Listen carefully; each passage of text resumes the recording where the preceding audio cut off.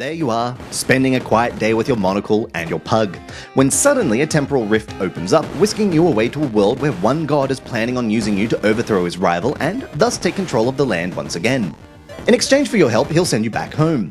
Towelfight 2, the Monocle of Destiny, doesn't take itself too seriously, which you'd expect of a game where your primary attack is using your enchanted monocle to hurl animals to their doom. The game is technically a twin-stick shooter, or a twin D-pad shooter, which might be a more apt description. The directional pad on the left side of the screen moves your character in 4 directions, while the pad on the right shoots also in those 4 directions.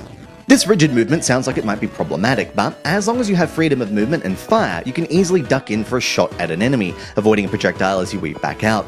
Unfortunately, the controls don't really allow that. You see, the D-pads only take up a small area on the screen and are not that responsive to your inputs. As of writing this review, an update is planned that is supposed to solve some of the control issues, so let's hope it delivers, as while the game is playable, you'll be fighting the D-pads more than you will the enemies. The game itself not only has a strong sense of personality and of humour, but has a lot going for it in terms of design.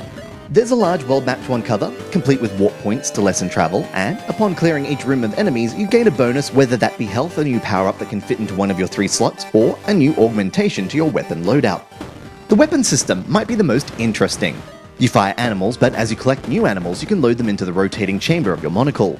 Each of these weapons has a different effect and strength, but then you gather augmentations which change the properties of the animal when it hits an enemy.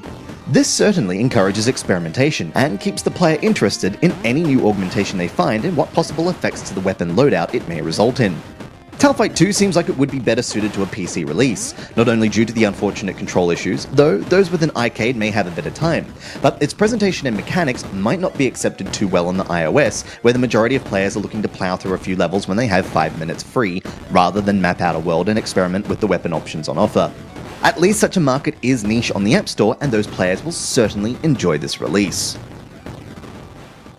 This has been Andrew with AppSpy.com.